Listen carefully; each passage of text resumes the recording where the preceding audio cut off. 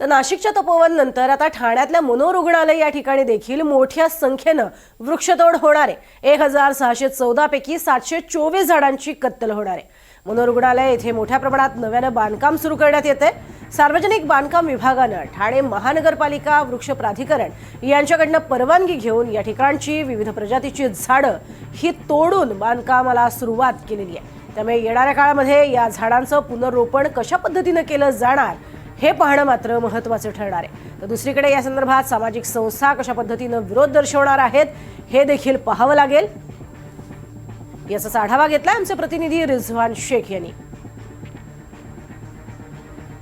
नाशिकच्या तपोवन मध्ये आपण जर पाहिलं तर अनेक कुंभमेळ्यासाठी झाडं जी आहे ती कापण्यात येत आहे। ज्याचं कारण म्हणजे जे येणारे साधू संत त्यांना राहण्याची व्यवस्था जी आहे ती करण्यात, परंतु त्याचप्रमाणे ठाणे जिल्ह्यातील ठाण्यामध्ये जे मनोरुग्ण आहे त्या ठिकाणी देखील मोठ्या प्रमाणात वृक्षांची जी आहे ती कत्तल होणार आहे। सध्या मी मनोरुग्ण या ठिकाणी उपस्थित आहे। आपण जर पाहिलं तर या संपूर्ण परिसरामध्ये 700हून अधिक जे वृक्ष आहे जे अनेक वर्षापासून जुनी आहे, गेले 100 वर्ष, 1.5 वर्ष, 150 वर्ष जुनी सर्व जी झाडं आहे ती मोठ्या प्रमाणात, आणि या सर्व झाडांवरती आता कुठेतरी कुऱ्हाडी जी आहे ती महापालिकेच्या माध्यमातून फिरवण्यात येणार आहे।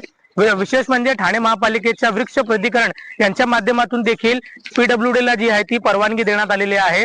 हे संपूर्ण परिसर आपण जर पाहिलं तर हजारो जे पेड़ आहे ती या मनोरुग्णालयाच्या अत्याधुनिक पद्धती वाढवण्यासाठी, कुठेतरी याला डेव्हलपमेंट करण्यासाठी या संपूर्ण जी वृक्ष आहे तर ती कत्तल करण्यात येणार आहे। आणि विशेष म्हणजे ठाण्याला लागूनच मोठ्या प्रमाणात जी आहे ती हरित या ठिकाणी आपल्याला बघायला मिळते। त्यामुळे ज्या पद्धतीने पुन्हा एकदा ठाण्यामध्ये देखील नाशिक सारखी ही सर्व जी झाडं आहे त्याला कापण्यात येणार आहे आणि एक नवीन जे अत्याधुनिक मनोरुग्णालय आहे ते बांधण्यात येणार। आपण जर पाहिलं संपूर्णपणे या परिसरामध्ये मोठ्या प्रमाणात जे सामग्री आहे, जी झाडाला कत्तल करणारी जी सामग्री लागते त्या सर्व सामग्री जी आहे ती या ठिकाणी ठेवण्यात आलेली आहे।